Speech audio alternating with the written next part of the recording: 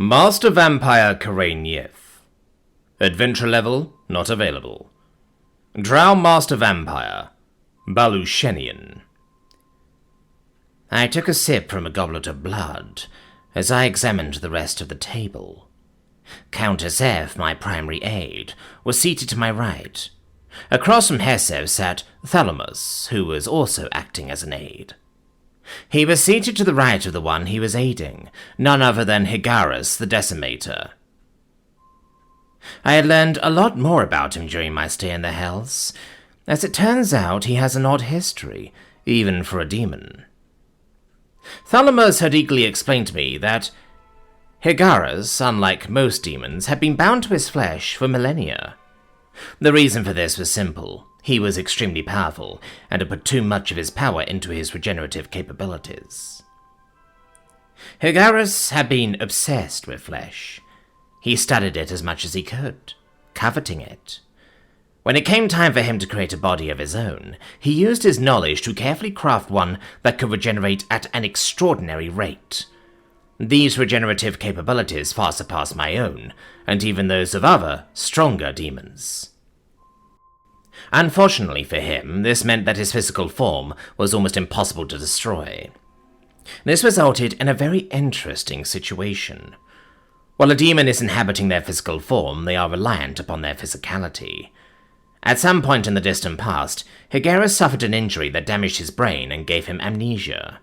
As a result, he completely forgot how to unbind himself from his body. And since he could no longer willingly unbind himself, this left him trapped in his mortal coil until said body could be completely destroyed. I found it to be a rather humorous form of poetic justice. A demon made itself a suit of flesh to torment those who are forced to wear one, only to be forced to continue wearing it himself. An inarguably hellish existence. "How go the preparations?" Marquez Niberius asked. My seat was directly to the right of the Marquez, and Higarus was sitting to his left. Our positioning, both deliberate and subtle, was not lost on me. Niberius meant to flatter me by placing me on his right, or perhaps he meant to anger his demonic commanders. From the glares I kept getting, the latter was definitely plausible. "The legions have nearly finished reforming," Higarus' deep voice rumbled from across the table.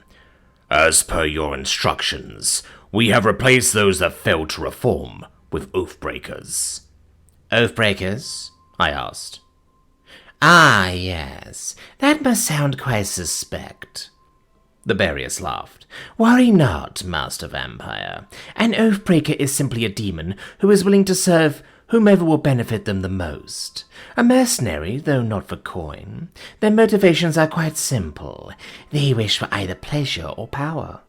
This invasion has the potential to grant both in large amounts." "They will be disposed of upon our success." Higarus nodded. "They cannot be trusted to stand alongside the legions and defend our holdings." "They are certainly more trustworthy than the true flesh we're allowing to tag along," one of the demon commanders said with a bitter tone. The Marquez stared coldly at the demon until she began to quake in fear. My. There certainly is a lot of impudence amongst my commanders as of late."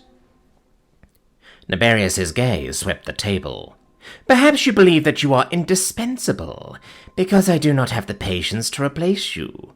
Foolish. It would only delay things by a year or two to empower commanders who are able to still their waggling faceworms."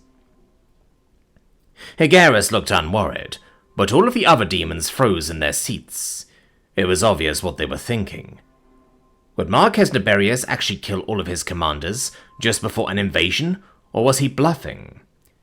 "Nothing to say," the Marquez laughed. "Of course, I wouldn't want to inconvenience our guests." "It is no inconvenience to me or mine," I said, as Niberius' gaze fell upon me. "I care only for success. Whether it happens now or in a few years is inconsequential."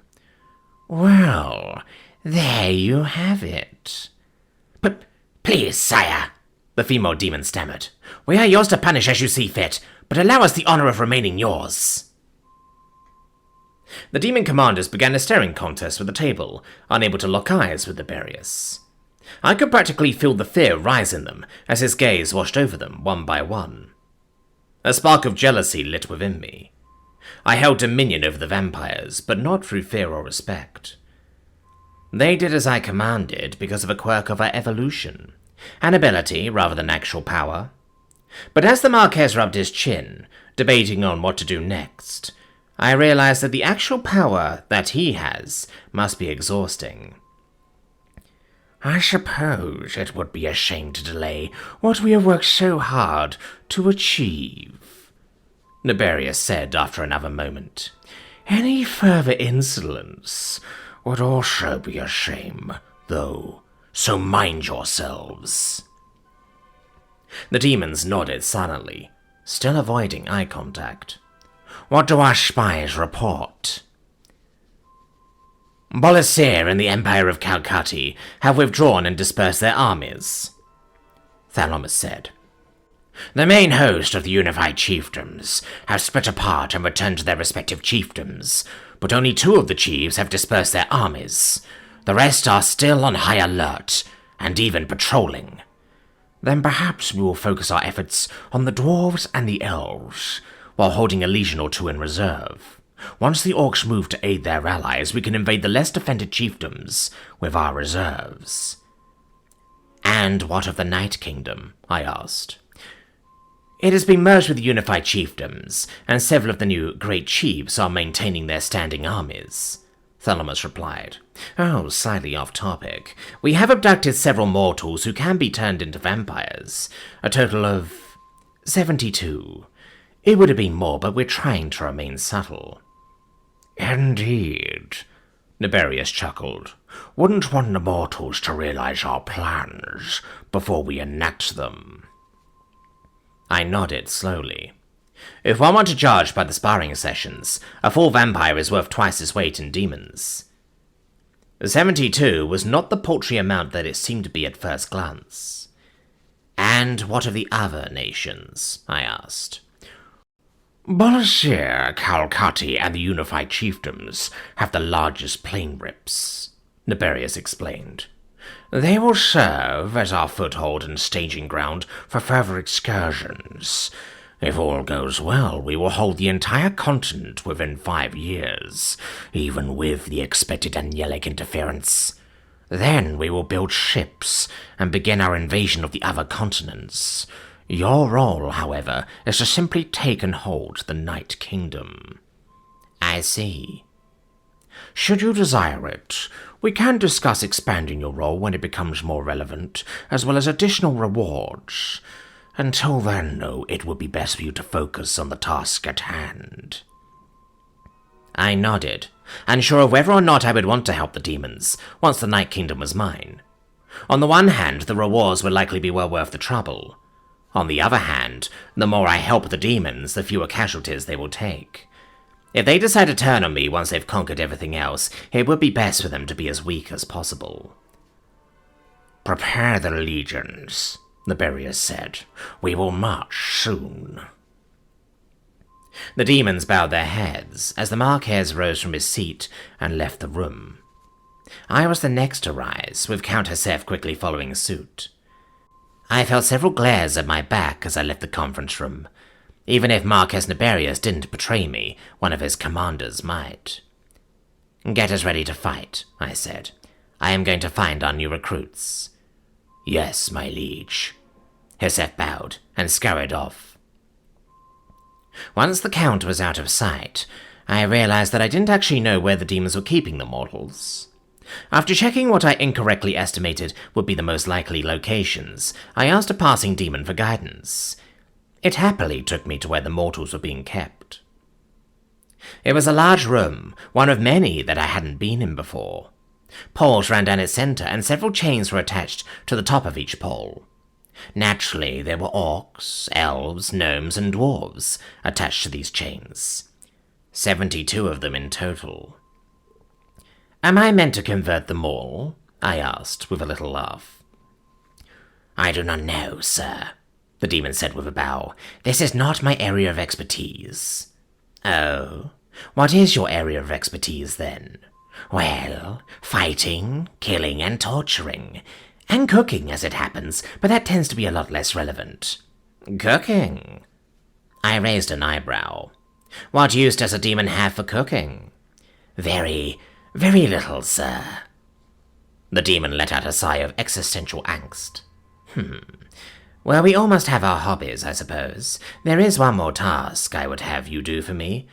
Retrieve whoever is in charge of all of this. I would have them advise me." "Yes, sir." The demon bowed, then left to find someone who could provide the information that I needed. I was certain that the demons had a particular order of operations in mind, and I didn't want to offend the Marquez by acting on my own volition. As I turned to examine the captives, their stench hit me. The conditions in which they were being kept were unsanitary, to say the least. The stench of piss, shit, and sweat hit me all at once. I began to raise my hand to my face to block the offensive odor, but another smell froze me in my tracks. The delightful scent of blood. Fresh blood, still being pumped through veins and arteries. The stale blood that the demons had provided was enough to meet my needs and slake my thirst.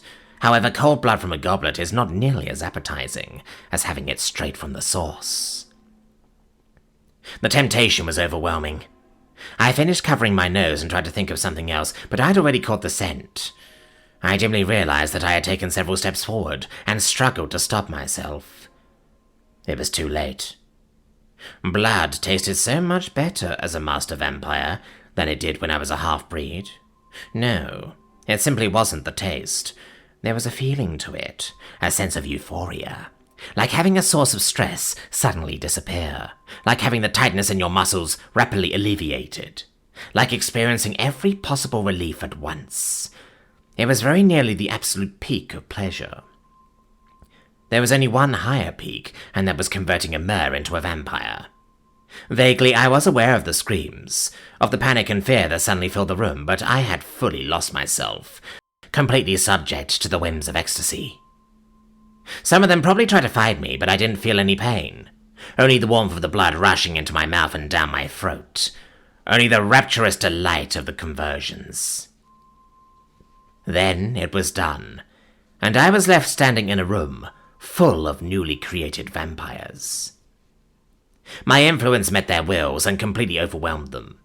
They were fully within my power, like my servants in the dungeon had been.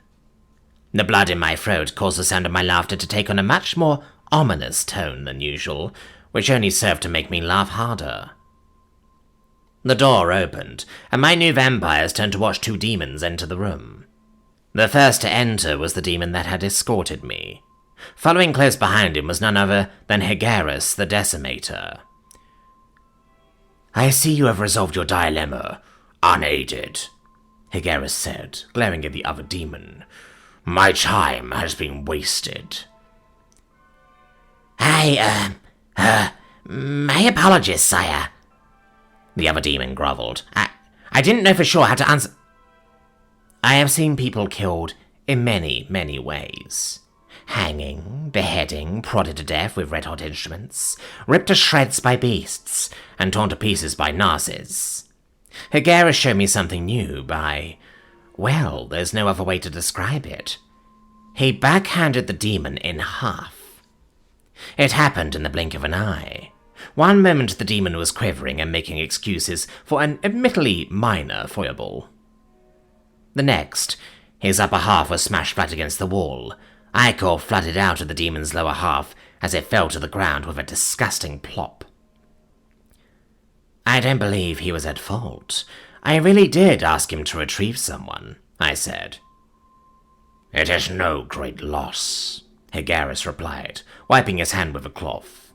"He was an oath-breaker and not to be trusted. His indecisiveness was caused by weakness, and that weakness can only serve to make me stronger." "I see."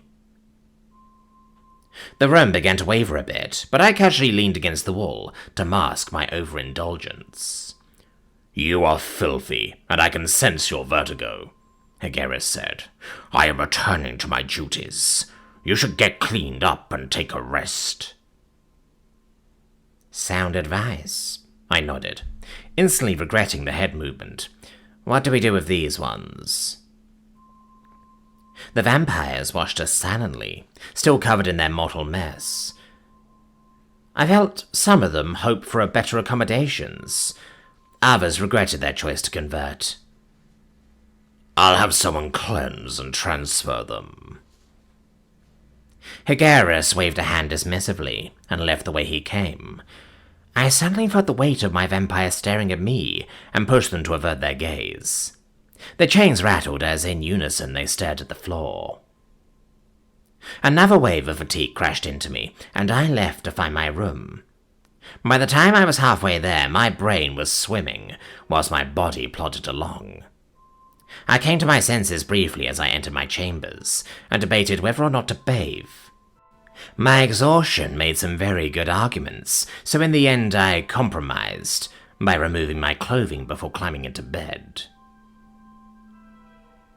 The moment my head hit the pillow, I found myself suspended in a never-ending expanse of white. It was unlike anything I'd ever experienced. This bright void, completely free of any form of shadow, seemed to permeate throughout the entirety of my being. It was quite uncomfortable. "What a vile thing you are," a voice said from behind me, "but you don't have to be." Confused and insulted, I turned to confront my harasser. Instead, I found myself face to face with the nude form of my mother. Her deep blue eyes regarded me coldly, and her pitch-black hair was the only sign of darkness within the void of light. "Mother?" I asked, dumbfounded. "What's the meaning of this? You should—" My voice halted as I ran out of air, and I found myself unable to take another breath. It was still a novel enough experience that I panicked for a moment, but I quickly realized what was going on. A higher one stood before me, disguised as my mother. "You see me as your mother?" it asked mockingly. "I wonder at why those in the mortal plane perceive me as a nurturing female." I remained silent, keenly aware of how capricious and powerful the being standing before me was. "You must be wondering why you're here." "Yes. You said that you would be silent to me from now on and leave me to do as I please." "No, I didn't," the being laughed. "You and I haven't met. Your former patron has a fondness for royal plurals, though, so I can see the source of your confusion. Despite his word choice, it does not speak for all of us." The laughter contorted my mother's face, and for a moment I was able to glimpse through the facade. The higher one's eyes became a deep purple, and his teeth became rows of fangs. My mother's pitch-black hair slowly shifted into a gleaming blue. It strained my eyes to witness the transformation. I blinked and was suddenly facing a nude woman that was much taller than me. Her skin was a pale pink color, and her nippleless breasts were larger than my head. I wondered at the symbolism for a moment, but quickly banished those thoughts. "Why am I here?" I asked, hoping that it didn't notice my fear. "Everyone and everything has a role to play in the grand production that you call life," the higher one said, its voice no longer resembling my mother's. "Tell me, sinner, what role do you think best suits you?" I don't know." "Yes, you do. You just don't wish to say it aloud and risk offending me."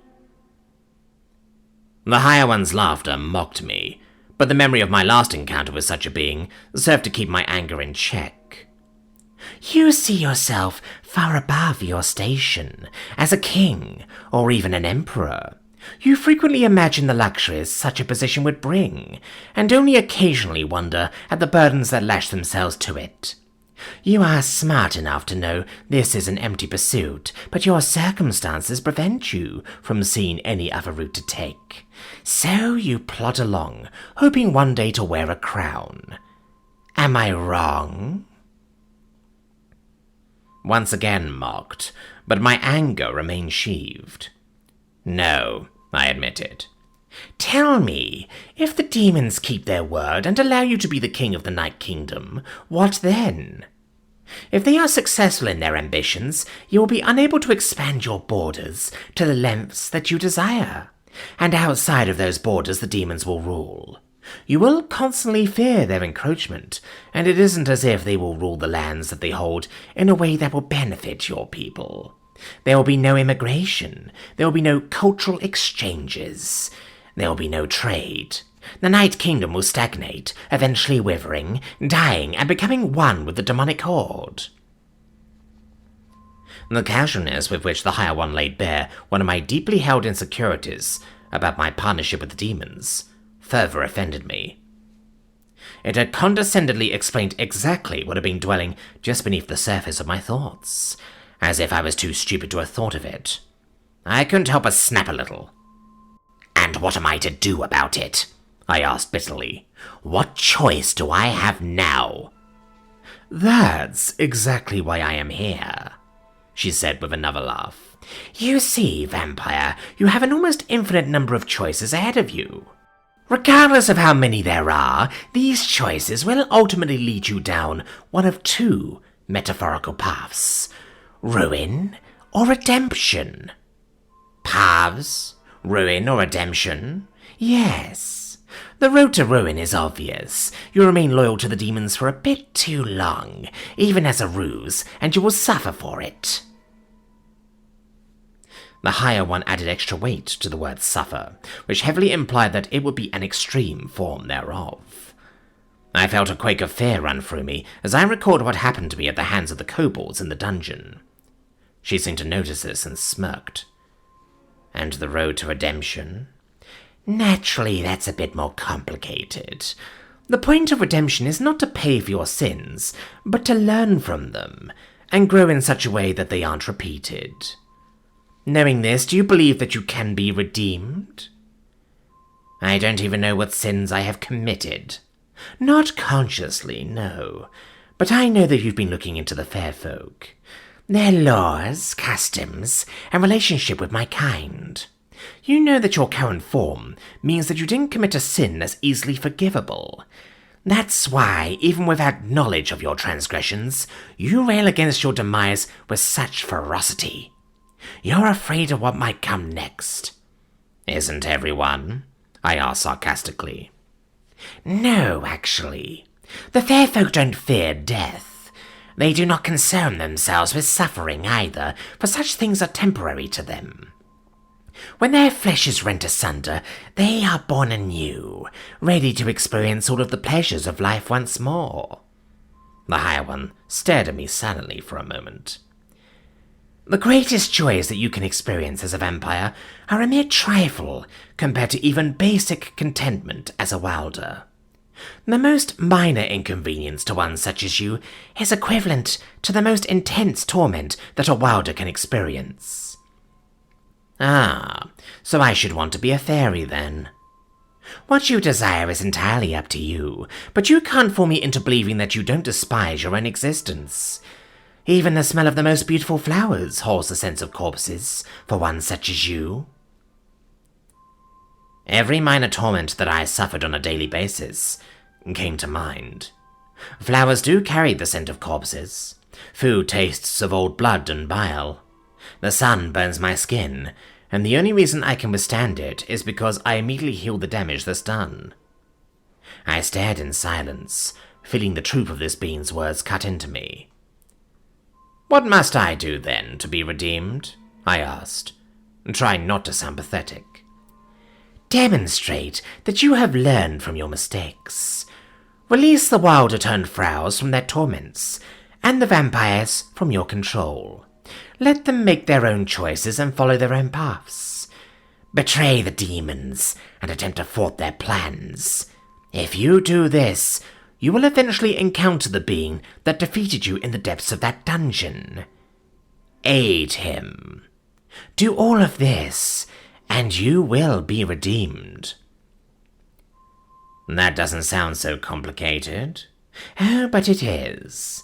The road to redemption ends in your death, whilst the road to ruin might see you live for quite a while, if you can call it living." A ripple suddenly travelled through the void, and I looked around in alarm. It would seem that it's time to wake up and make your decision. The higher one laughed. I only hope that it's an amusing one.